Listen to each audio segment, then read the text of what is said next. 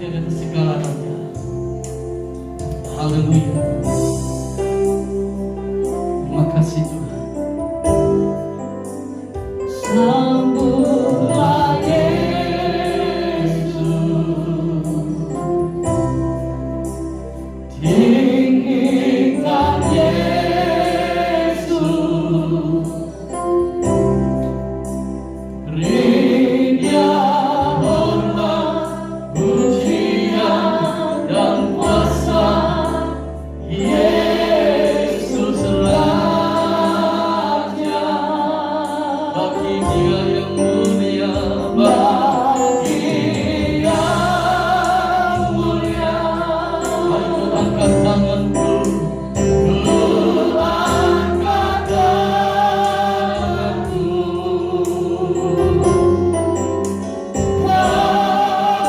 Ku puja, ku cinta, ku sembah.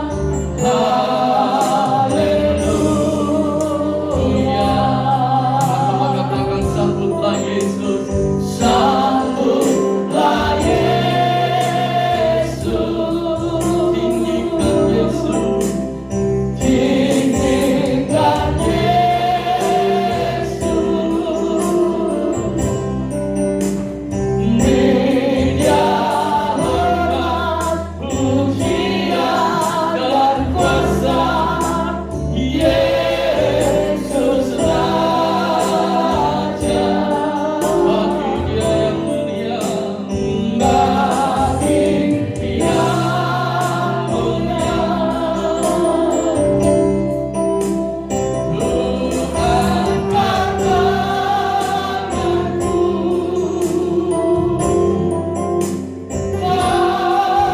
ku puja, ku cinta, ku sembah. Haleluya. Katakan Dia sungguh indah, Dialah Yesus. Sungguh indah. Haleluya. Dia Yesus, Dia ajaib,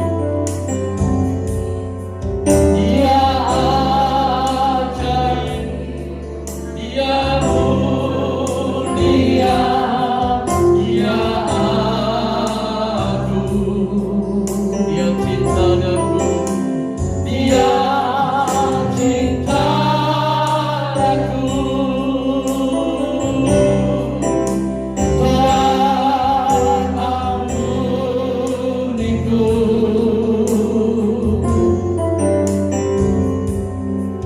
bahkan rela berikan nyawanya untuk selamatkanku. Sama-sama katakan sambutlah Dia, sambutlah Yesus, tinggikan Yesus. Dia hormat, pujian dan kuasa. Yesus Raja, bagi yang mulia. Angkat tanganku,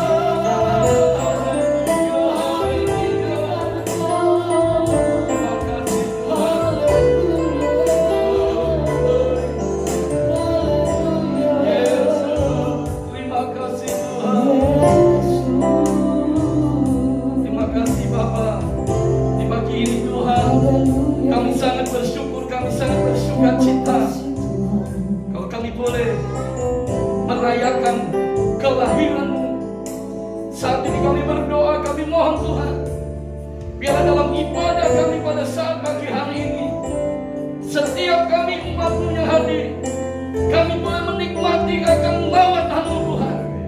Mari Tuhan bekerjalah, berkaryalah Engkau, memakai setiap hamba-hamba-Mu yang akan melayani, baik pujian, musik, pemberita firman Allah, semua Tuhan pakai dengan pengurapan dan tempat yang maha tinggi. Terima kasih Tuhan. Hati kami siap untuk memuji, menyembah Engkau. Hati kami siap untuk bersuka cita, mengagungkan dan meninggikan akan nama-Mu. Di dalam nama Tuhan Yesus, kami sudah berdoa dan bersyukur. Haleluya. Amin. Tetap berdiri baik-baik dalam Tuhan. Kita akan memuji Dia. Dia lahir untuk kami. Dia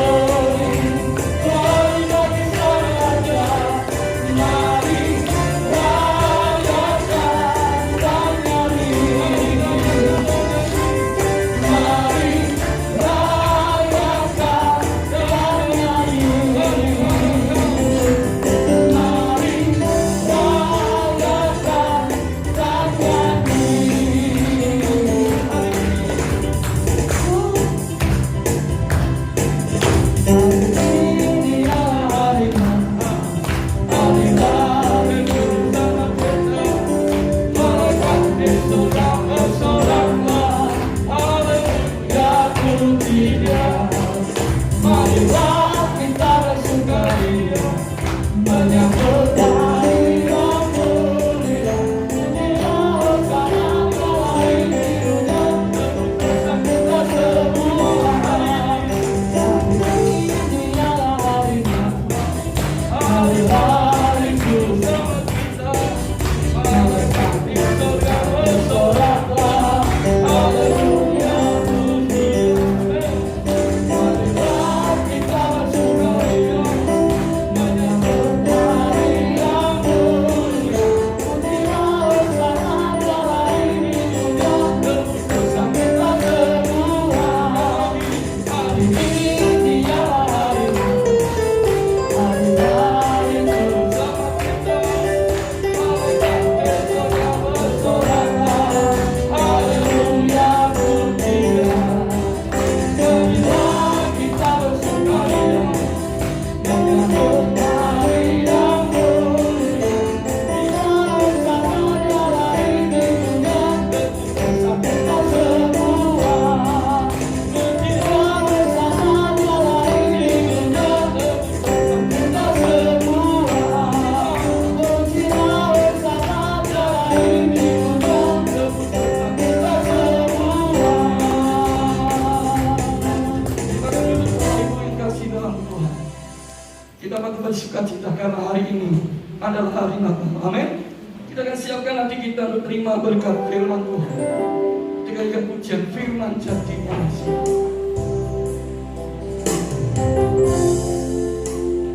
Glory haleluya. Syukur bagimu Tuhan. Firman jati manusia yang di antara kita. Ada hidup dalam bagi manusia. Engkau datang bagi kepunyaan-Mu.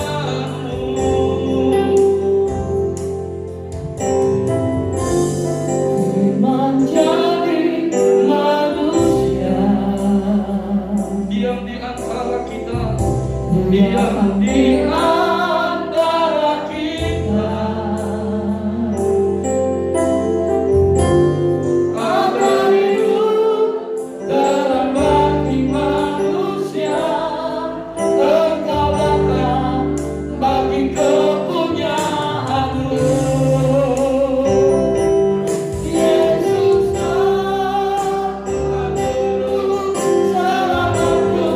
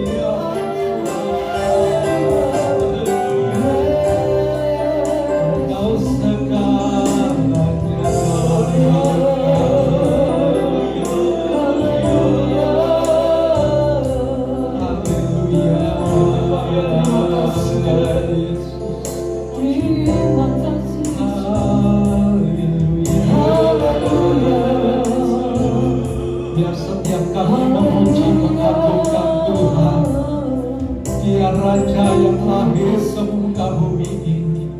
Dia membebaskan kita dari segala belenggu dosa.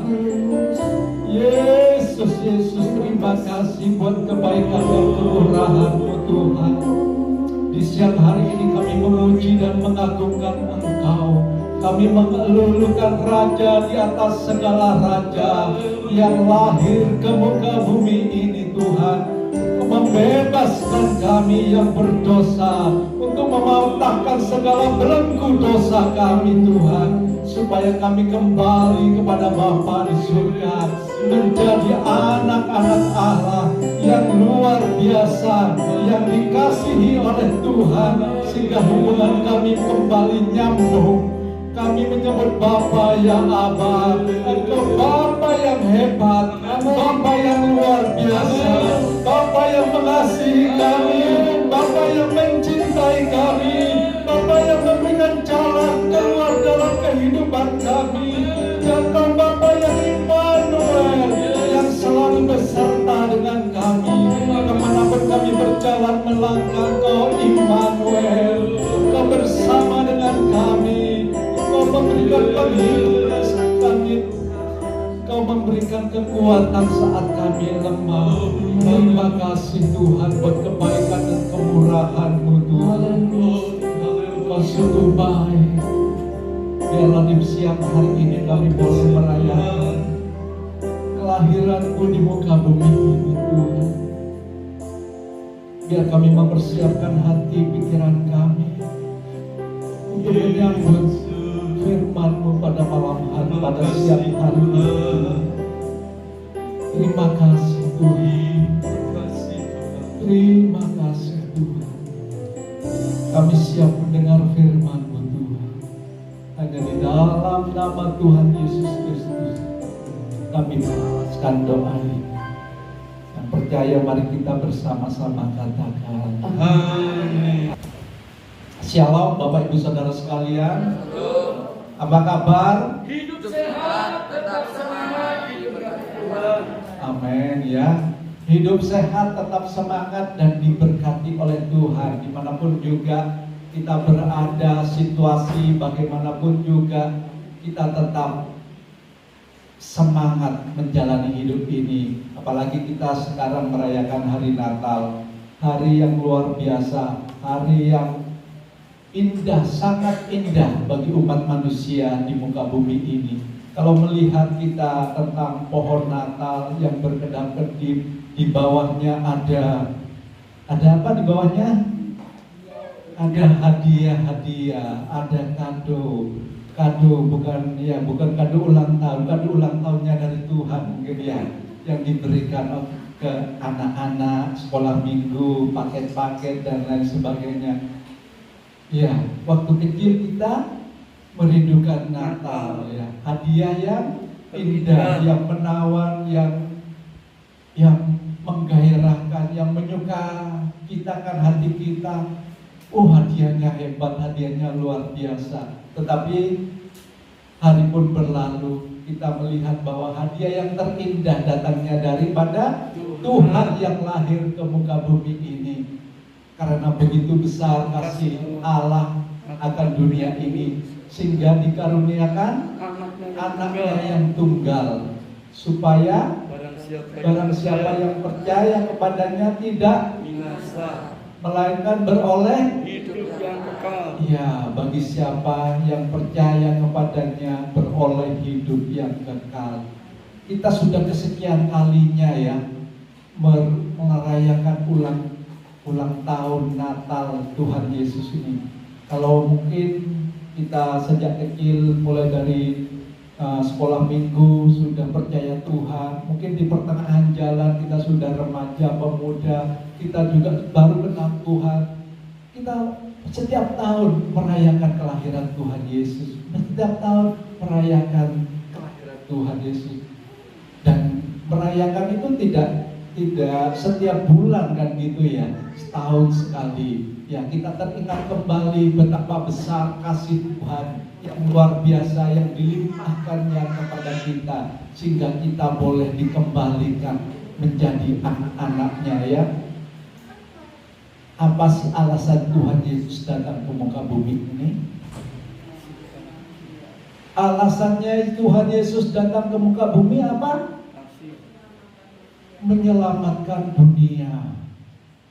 Kenapa dunia perlu diselamatkan? Kenapa? Karena dosa. Dosanya siapa sih? Manusia. Manusia ini satu apa dua atau banyak atau semua? Semua hilang kemuliaan Allah. Akibat dari dosanya siapa? Adam dan Hawa. Maka seluruh manusia berdosa, hilang kemuliaan Allah. Disconnect katanya ya. Kalau kita lagi punya HP, kita ke hutan, nggak ada hubungannya sama pemancar. Ya, baik pemancar apapun juga yang ada di seluler kita terputus karena nggak ada sinyal katanya. Demikian juga waktu manusia jatuh dalam dosa, hubungannya disconnect, mati katanya. Ternyata Adam dan Hawa masih hidup. Matinya apa yang mati? Matinya rohaninya. Gak ada hubungan kembali dengan kemuliaan, dengan hadiratnya Tuhan. Oleh sebab itu Tuhan punya rencana ke depannya. Melalui nabi-nabinya diberitakan para kabar baik bahwa suatu saat Yesus akan datang ke muka bumi ini. Tujuannya apa? Mengembalikan hubungan kita dengan surga, dengan Bapa yang di surga, gitu ya. Dia turun ke muka bumi, pada mulanya adalah firman. Firman itu bersama-sama dengan Allah, dan firman itu adalah Allah ya. Dan firman itu menjadi manusia dan diam di antara kita. Dan itulah kelahiran daripada Tuhan Yesus yang kita rayakan setiap tahun ya.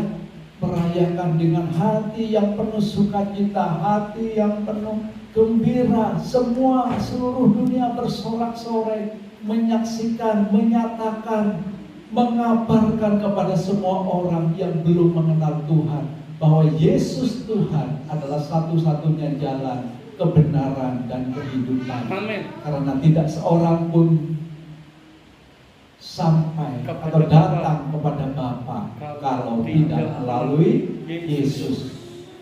Jadi tidak ada jalan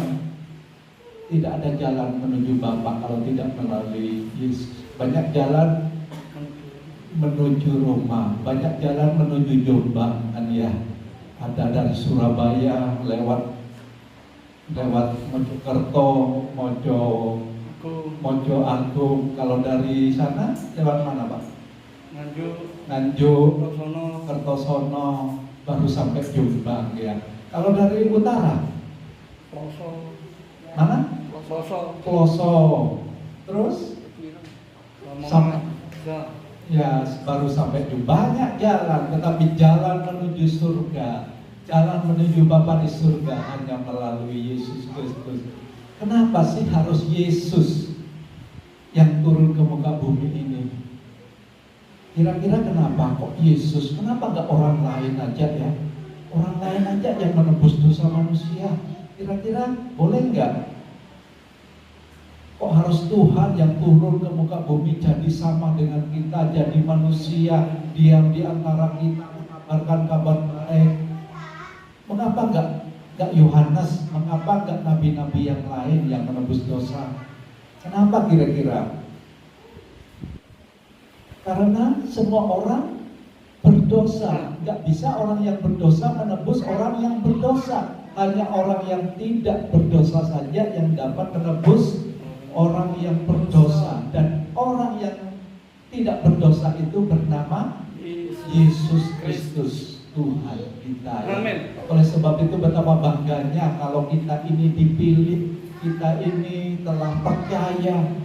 Baiklah, dengan apa yang kita punyai pada siang hari ini, dengan kepercayaan iman yang telah Tuhan berikan kepada kita, ayo kita semakin hari semakin bertumbuh. Amin. Semakin hari semakin melayani Tuhan. Amin. Semakin hari semakin semangat Beria-ria.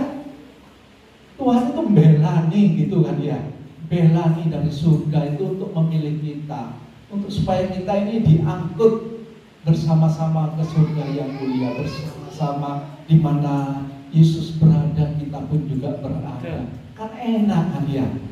Suasananya sukacita, suasananya penuh kebahagiaan, suasananya hanya memuji mengagungkan Tuhan, suasananya indah bersama dengan Tuhan. Tidak ada ratap tangis, tidak ada kertak gigi, tidak ada sesuatu pun yang membuat kita menjadi lemah, terpuruk dan lain sebagainya. Yang ada bersukacita bersama-sama dengan Bapa di surga, dengan Tuhan Yesus di surga selama-lamanya loh.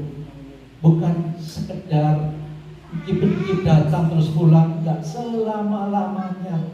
Karena selama-lamanya inilah yang kita perlu kita perjuangkan. Kita perlu sungguh-sungguh.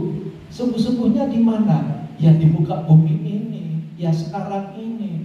Kita perlu memuji, kita perlu kita menyembah dengan sungguh-sungguh. Kita perlu untuk belajar firman Tuhan, untuk lebih mengerti, lebih dalam dan lebih dalam lagi, untuk lebih mengerti apa sih maksud rencana Tuhan, betapa baiknya Tuhan itu, supaya kita kembali lagi bersama dengan Bapa di surga, supaya hati kita itu ngemet gitu ya. Anak dan bapak itu kayaknya begitu akrabnya gitu ya.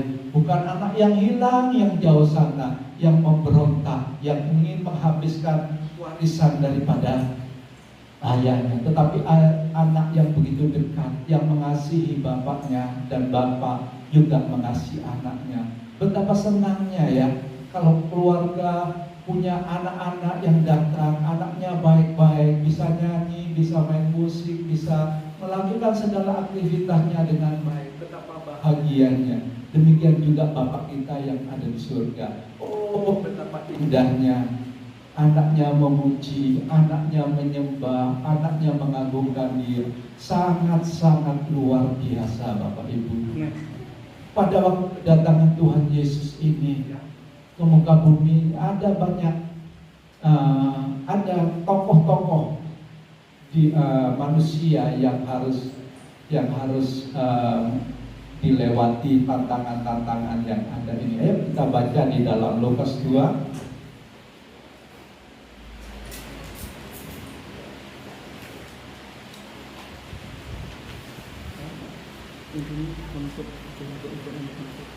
Lukas 2 ayat 26 sampai 38 kita baca bergantian ya. Pemberitahuan tentang kelahiran Yesus. Sudah dapat semua? Lukas 1 ayat 26 sampai ke 38. Dalam bulan yang ke-6, Allah menyuruh malaikat Gabriel pergi ke sebuah kota di Galilea bernama Nazaret. 27, Bapak Ibu sudah kemana?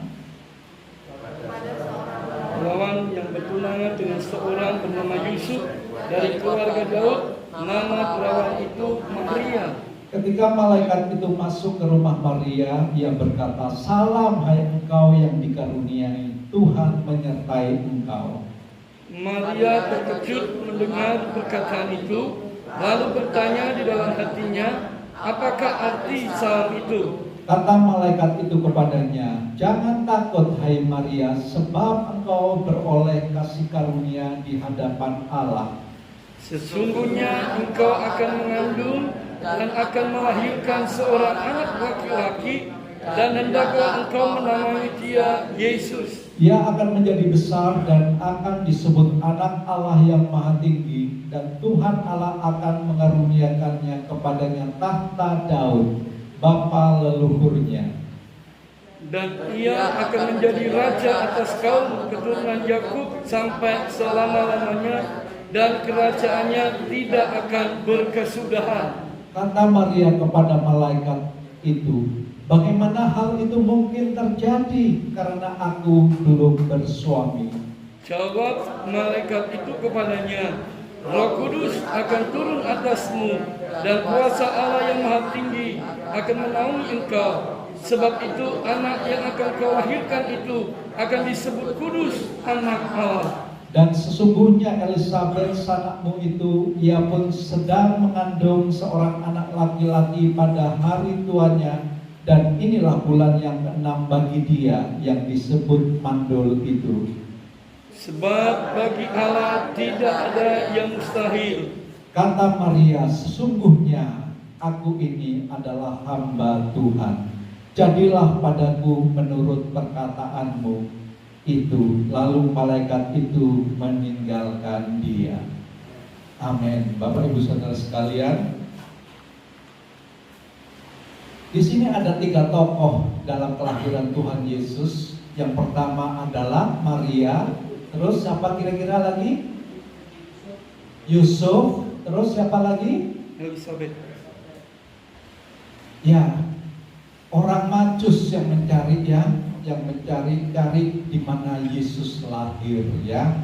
Kita membaca bagaimana ekspresi Maria ketika malaikat datang memberikan salam bahwa Maria harus mengandung dari Roh Kudus. Terus Maria katakan itu, bagaimana ayat 37 ayat 34 dikatakan, kata Maria kepada malaikat itu, bagaimana hal itu mungkin terjadi karena aku belum bersuami. Jawab malaikat itu kepadanya, Roh Kudus akan turun atasmu dan kuasa Allah yang Maha Tinggi akan menaungi engkau. Sebab anak itu, anak yang kau lahirkan itu akan disebut kudus, anak Allah. Dan sesungguhnya Elisabet sanakmu itu, ia pun sedang mengandung seorang anak laki-laki pada hari tuanya, dan inilah bulan ke-6 bagi dia yang disebut mandul itu. Sebab bagi Allah tidak ada yang mustahil, ya. Sebab bagi Allah tidak ada yang mustahil. Kesulitan apapun yang kita hadapi, bagi Tuhan, bagi Allah tidak ada yang mustahil. Tetapi bagi Maria itu, bagaimana hal itu mungkin terjadi? Karena dia baru bertunangan, Bapak Ibu. Ya Allah, nanti aku akan mengandung. Gimana katanya tunangannya? Tunangannya siapa namanya? Yusuf. Kok moro-moro hamil katanya gitu ya. Ada tantangan nggak bagi Maria ini? Ada begitu ya. Kok moro-moro? Iya kalau sungguhan katanya. Kalau enggak, kalau zaman sekarang tiba-tiba banyak yang hamil duluan bukan dari Roh Kudus gitu ya. Karena insiden yang lainnya gitu kan ya. Tetapi ini Maria orang yang sungguh-sungguh hatinya. Malaikat datang dan akan dikatakan, kau akan mengandung dari Roh Kudus. Bagaimana hal itu mungkin? Aku belum bersuami. Itu ada tantangan yang dihadapi oleh Maria. Dikatakan Maria, tetapi Maria punya kepercayaan yang penuh, yang luar biasa kepada Allahnya. Dan dikatakan dalam ayat yang ke-38 dikatakan, kata Maria, sesungguhnya aku ini adalah hamba Tuhan. Jadilah padaku menurut perkataanmu itu. Lalu malaikat itu meninggalkan dia. Maria rela berkorban ya. Maria mau taat, mau berserah kepada kehendak Tuhan. Dan berikutnya Maria rela berkorban. Meskipun korbannya cukup banyak tantangan pada waktu itu. Orang hamil di luar nikah pada zaman itu dihukum rajam, dilempari batu sampai mati. Enak enggak? Nggak enak Bapak Ibu. Tetapi itu tantangan yang dihadapi Maria. Hamil di luar nikah, hamil karena terima Roh Kudus untuk melahirkan Yesus. Tantangannya berat karena itu dianggap suatu persinahan bagi orang pada zamannya itu. Tetapi Maria mengambil itu karena itu datangnya dari Tuhan, dari malaikat yang memberitahukan tentang kelahiran dari Maria yang akan mengandung. Hukuman kayak apa sih yang dihadapi? Kita buka Ulangan ya, 22. Ulangan 22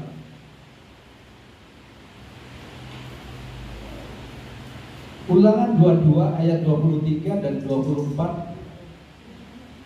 Demikian firman Tuhan, apabila ada seorang gadis yang masih perawan dan yang sudah bertunangan, jika seorang laki-laki bertemu dengan dia di kota dan tidur dengan dia, maka haruslah mereka keduanya keduanya kamu bawa keluar ke pintu gerbang kota dan kamu lempari dia dengan batu sehingga mati. Jadi kalau ada orang yang bersalah pada waktu itu, zamannya itu, mereka kedapatan hamil di luar nikah, maka ada suatu kesalahan dan mereka membuat satu kesalahan bagi warga kota tersebut. Maka karena kesalahannya itu mereka harus dibawa keluar kota dan dilempari batu sampai mati. Nah, itu tantangan yang dihadapi oleh Maria. Bagaimana hamil di luar nikah? Bagaimana dia moro-moro hamil? Ternyata ada rencana Allah yang luar biasa bagi Maria terbaik. Maria mengambil resiko itu. Maria mengambil resiko itu, meskipun menghadapi tantangan kayak gitu. Sehingga dikatakan dalam Lukas 2, Lukas 1 ayat 38 dikatakan, sesungguhnya aku ini hamba Tuhan, jadilah padaku menurut perkataanmu. Lalu malaikat itu meninggalkan dia. Ya, itu satu tokoh Maria yang terima kabar baik dari malaikat akan mengandung seorang putra di luar nikah karena kemauan daripada Tuhan untuk menebus dosa manusia ini. Ya, tantangan, ketaatan, kesungguhan yang Maria berikan bagi Tuhan. Yang kedua adalah Yusuf. Ya, Yusuf tunangan Maria. Apa yang dilakukan Yusuf ketika tahu Maria itu hamil? Ya, mari kita buka dalam Matius 1 ayat 18. Matius 1 ayat 18.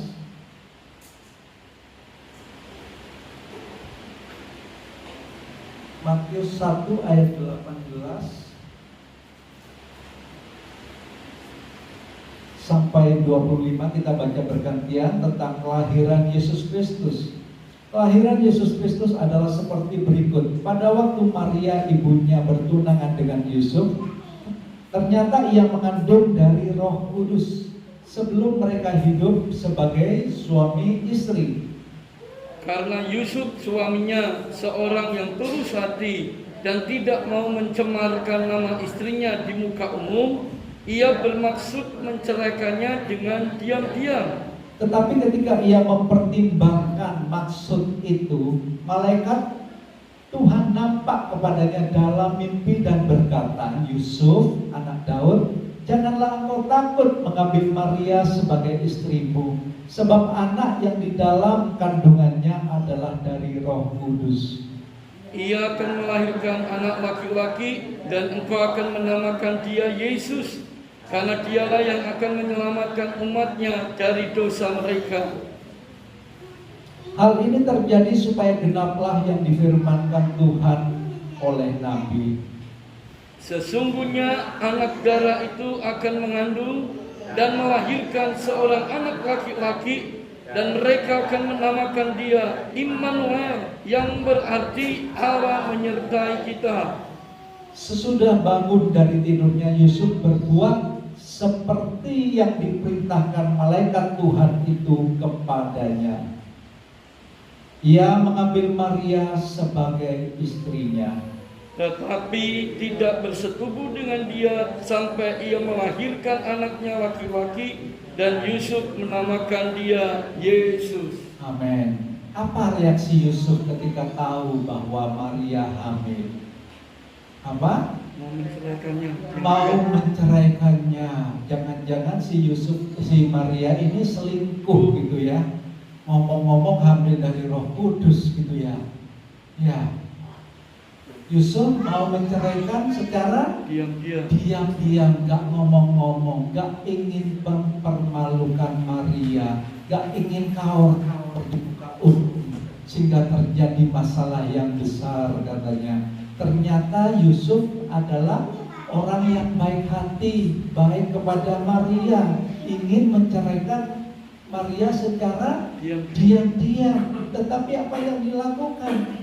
Setelah mempertimbangkan, maksudnya itu ayat 20 dikatakan Tuhan nampak kepadanya dalam mimpi, malaikat Tuhan nampak kepadanya dalam mimpi dan berkata, Yusuf anak Daud, janganlah kau takut mengambil Maria sebagai istrimu, sebab anak yang dalam kandungannya adalah dari Roh Kudus. Ya, oleh sebab itu setelah mempertimbangkan ada malaikat Tuhan supaya Yusuf gak ragu-ragu lagi mengambil Maria sebagai istrinya. Dan selanjutnya Maria sama Yusuf tidak melakukan hubungan suami istri, Bapak, sampai lahirnya Yesus ke muka bumi ini, ya. Yusuf adalah orang yang tulus hatinya. Yusuf mempunyai kepercayaan yang luar biasa juga kepada Allah. Setelah dia bermimpi, dia percaya bahwa anak yang dikandung Maria itu dari Roh Kudus. Yusuf juga adalah pribadi yang taat. Taatnya gimana? Disuruh diperintahkan, jangan ragu-ragu kamu mengambil Maria sebagai istrimu. Dan Yusuf taat akan hal itu. Yang ketiga adalah orang Majus, ya. Matius 2, kita buka dalam Matius 2 ayat yang ke-1, 2 dan 11 kita baca bergantian. Orang Majus dari timur. Sesudah Yesus dilahirkan di Betlehem di tanah Yudea pada zaman Raja Herodes, datanglah orang-orang Majus dari timur ke Yerusalem.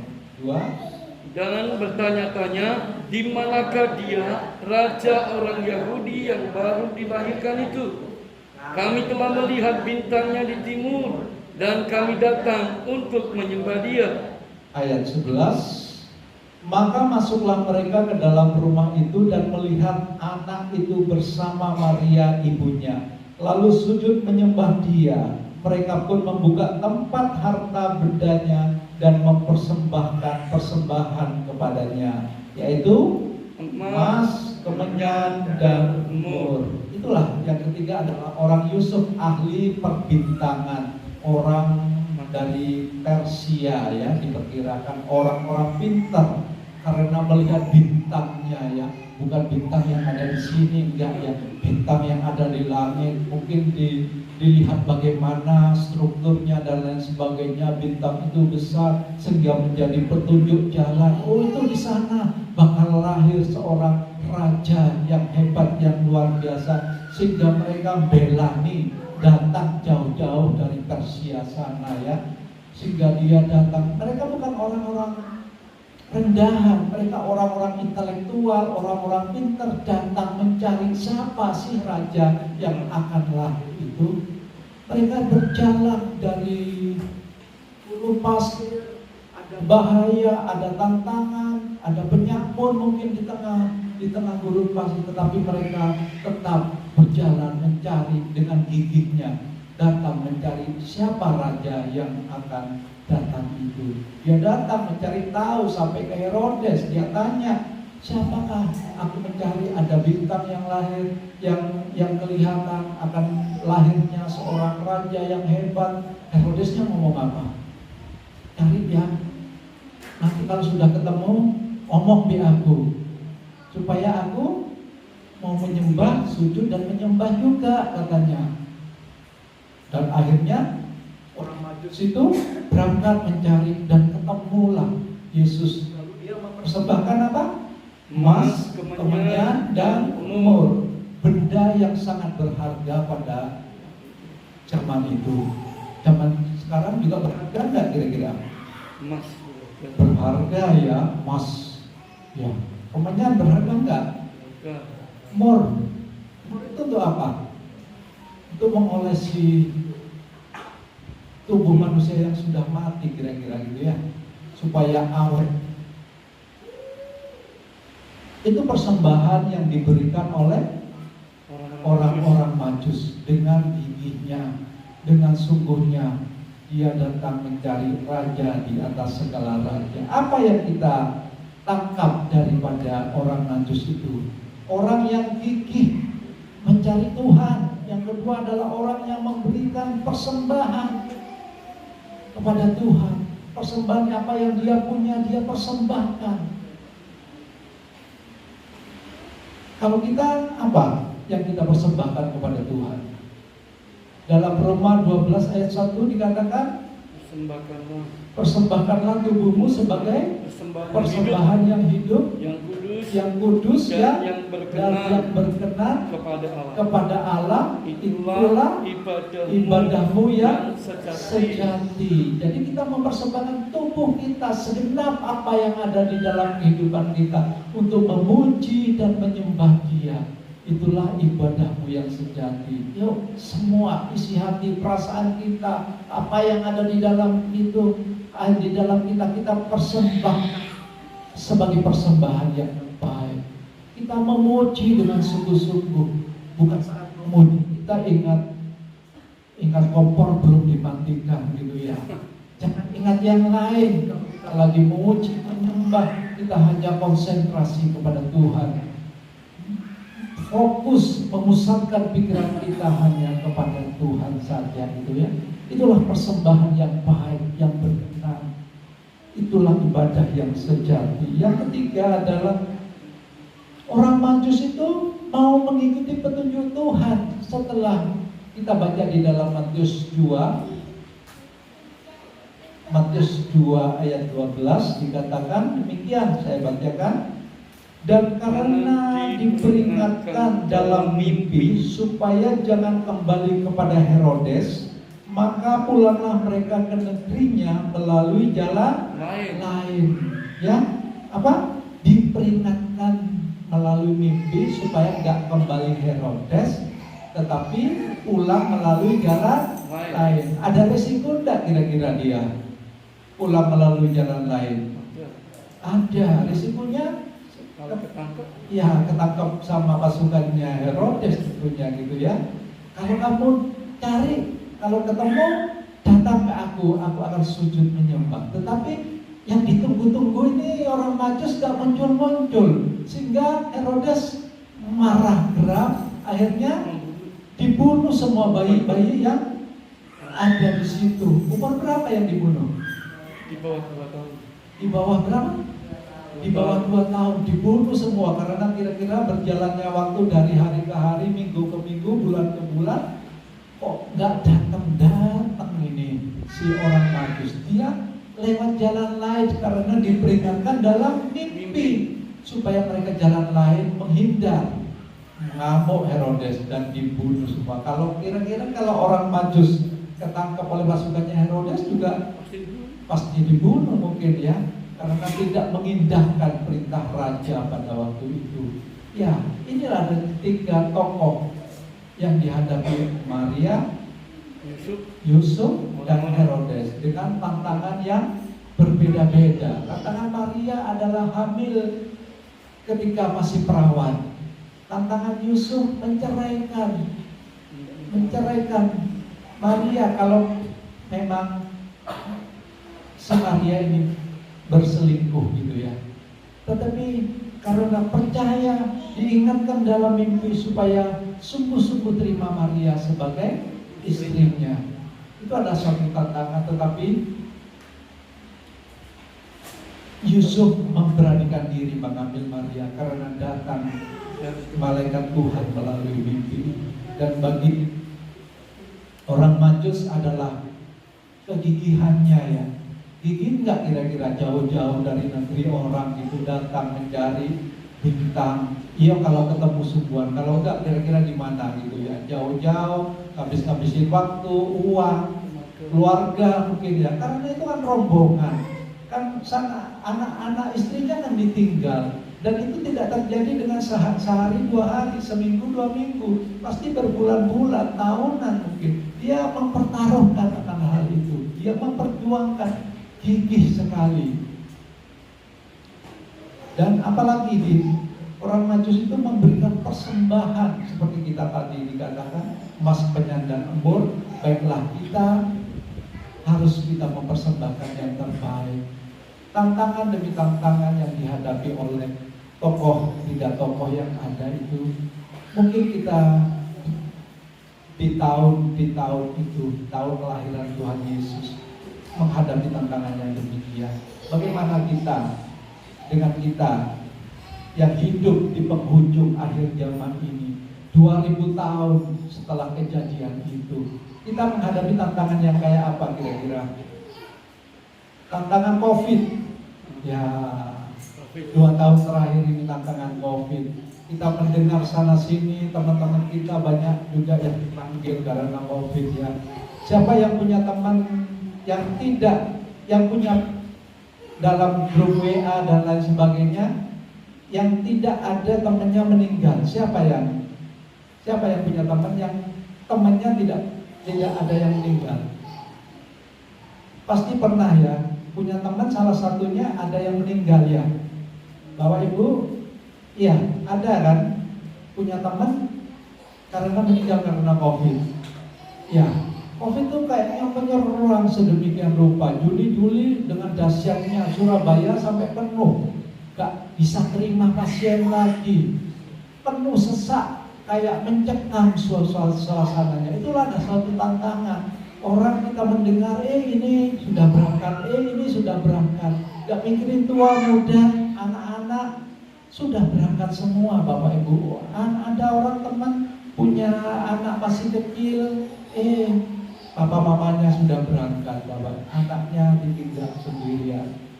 Ya, itu salah satu tantangan di hidup di penghujung ini. Akibat dari COVID apa juga yang dilanda?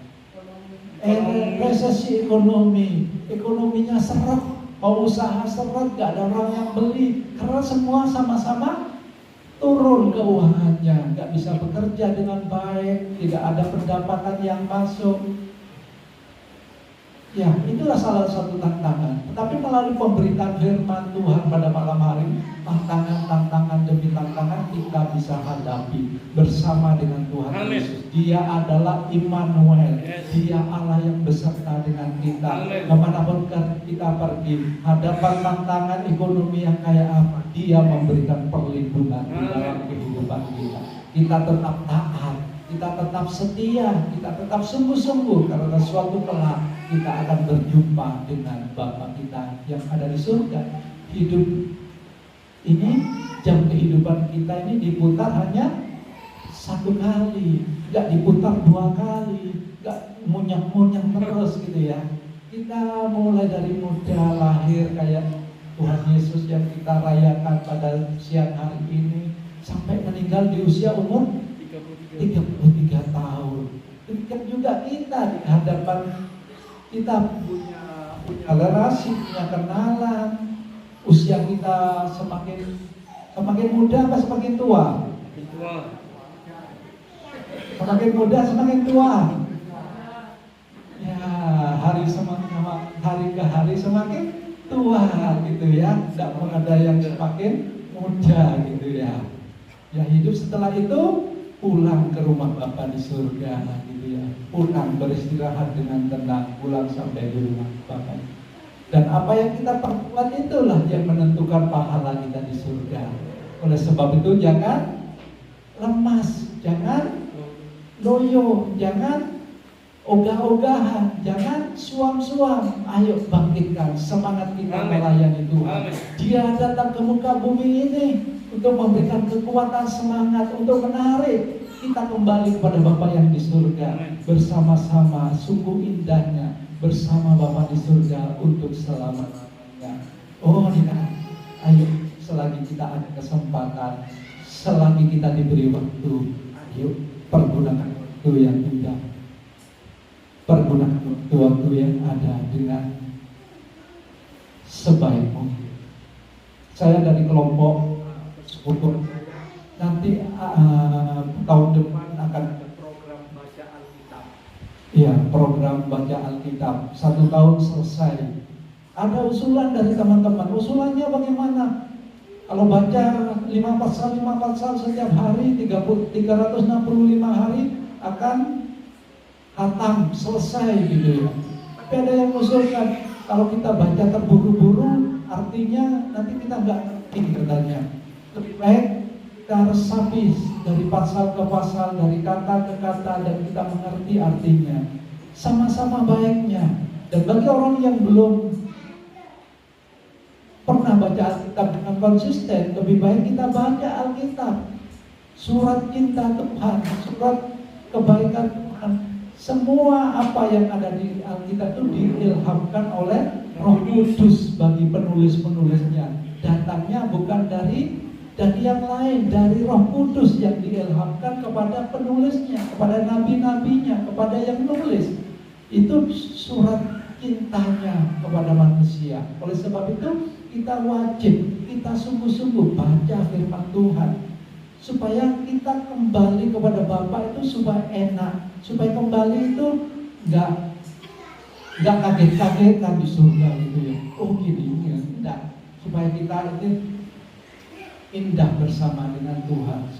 Di muka bumi ada persekutuan, ada pujian, ada penyembahan, ada pengagungan untuk Bapa. Pulang di surga juga disambut, anakku yang baik yang kukasih, marilah masuk dalam perjamuan pesta anak domba, dan upah-upah itu diberikan di pengadilan tahta Kristus pada orang yang sungguh-sungguh. Kira-kira upahnya beda enggak Bapak Ibu? Orang yang sungguh-sungguh dan enggak sungguh-sungguh? Beda enggak ya? Beda. Anak sekolah di sekolahan, orang belajar sungguh-sungguh dan tidak belajar sungguh-sungguh, beda enggak?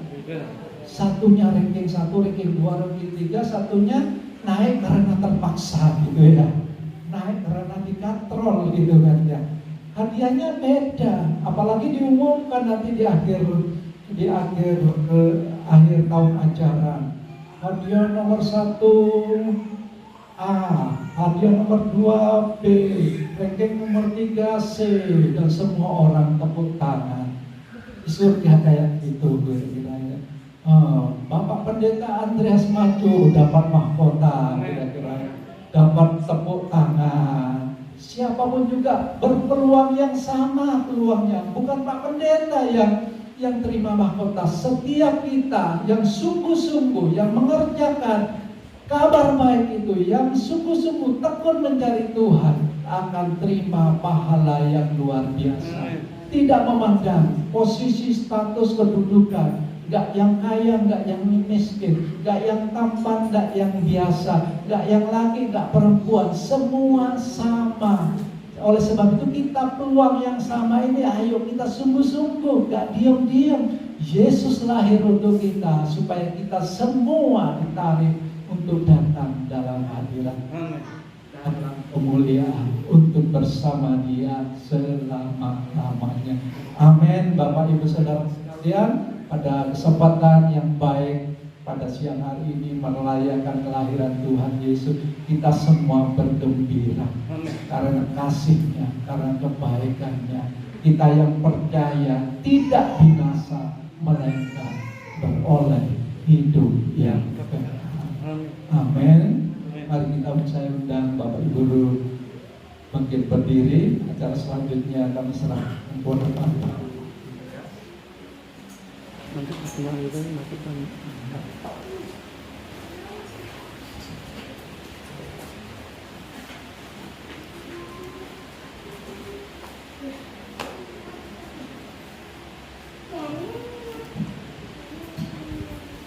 Tuhan, kami bersyukur dan terima kasih Engkau sudah memberkati kami dengan kebenaran firman-Mu yang terus mengingatkan kepada kami, supaya kami di dalam merayakan Natal ini kami boleh tetap senantiasa bersungguh-sungguh mengikut Engkau, tetap setia mengiring Engkau.